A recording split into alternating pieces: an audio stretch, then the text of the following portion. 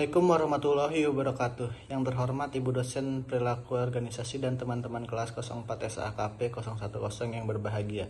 Puji syukur marilah kita panjatkan kepada Allah Subhanahu wa taala atas rahmat berupa kesehatan sehingga kita bisa berkumpul di sini. Tak lupa juga salawat serta salam semoga tetap tercurahkan kepada junjungan kita Rasulullah Shallallahu Alaihi Wasallam. Pada hari ini saya Raihan Wicaksono sebagai moderator akan memandu kegiatan diskusi topik yang akan saya bicarakan mengenai sikap dan kepuasan kerja. Sebelum diskusi dimulai, saya akan memperkenalkan anggota kelompok saya.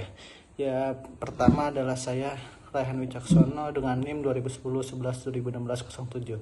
Yang kedua ada Sabri Marianti Sumodiharjo dengan NIM 2010-11-2006-31. Selanjutnya ada Rahmanda Zakiyah dengan NIM 2010-11-2005-27. Selanjutnya ada Raihan Zaki dengan NIM 2010-11-2007-33. Yang terakhir ada Obed Edom Butar-Butar dengan NIM 2010-11-2017-24. Definisi sikap. Sikap menurut Sunaria 2004 adalah kecenderungan bagi individu untuk bertindak sebagai respon tertutup terhadap stimulus atau objek tertentu. Karena itu, suatu sikap adalah reaksi atau sikap yang masih terbatas pada rangsangan atau objek. Seseorang sikap adalah fenomena internal yang memiliki dimensi afektif dalam bentuk kecenderungan untuk merespon objek dengan cara relatif tetap, baik positif maupun negatif. Sikap positif terhadap guru, terutama yang berkaitan dengan mata pelajaran yang diterima siswa, adalah tanda baik untuk proses belajar siswa. Selanjutnya ada faktor yang menjadi dasar pembentukan sikap, yaitu ada faktor internal. Itu berasal dari dalam. Dalam hal ini, orang tersebut menerima segala sesuatu yang datang dari luar dan memprosesnya dan menentukan mana yang akan diterima atau tidak. Dengan demikian, individu diidentifikasi dengan pengembangan sudut pandang mereka. Faktor internal meliputi faktor pendorong, faktor psikologis, dan faktor fisik. Faktor eksternal. Faktor-faktor yang datang dari luar seseorang sebagai insentif untuk mengubah bentuk dan bentuk. Stimulus bisa langsung dan tidak langsung. Faktor eksternal meliputi faktor kondisi, kriteria, hambatan dan pendorong yang harus dihadapi. Faktor-faktor yang mempengaruhi pembentukan sikap adalah sebagai berikut. 1. Pengalaman pribadi.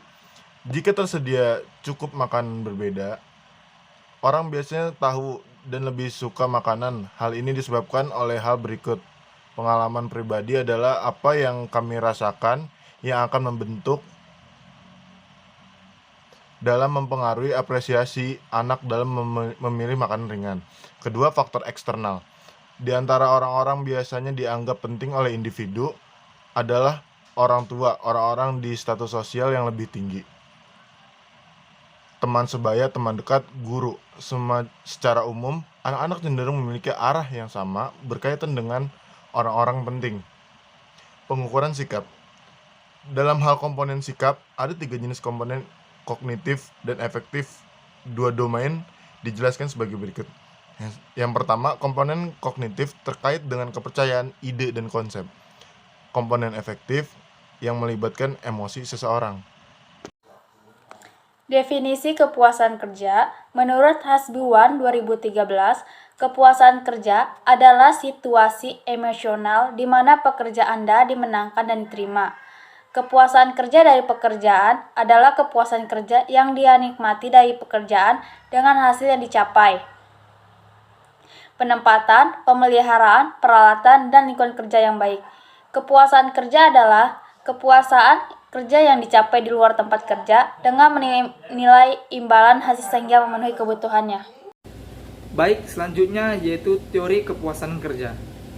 Teori kepuasan kerja dibagi menjadi 4 bagian. Yang pertama yaitu teori keseimbangan atau equity theory yang dikembangkan oleh Adam, Huxley, dan Yuki. Mereka menyatakan bahwa komponen terpenting dari teori ini adalah kontribusi. Kontribusi adalah nilai yang diberikan karyawan ketika menyelesaikan nilai-nilai yang berasal dari pekerjaan karyawan. Pembanding adalah seseorang karyawan di dalam atau di luar organisasi atau dirinya dalam posisi sebelumnya. Kesetaraan atau ketidaksetaraan adalah sesuatu yang karyawan anggap adil atau tidak adil. Yang kedua, teori grup atau teori kelompok sebaya sosial. Teori ini tergantung pada kepuasan kerja karyawan pada kebutuhan, tetapi juga pandangan dan pendapat kelompok dalam kelompok referensi. Selanjutnya yaitu teori Herzberg. Teori Herzberg berdasarkan teori ini, kepuasan kerja dan ketidakpuasan berbeda. Teori ini menggambarkan dua faktor, yaitu kepuasan atau motivasi dan ketidakpuasan atau kebersihan.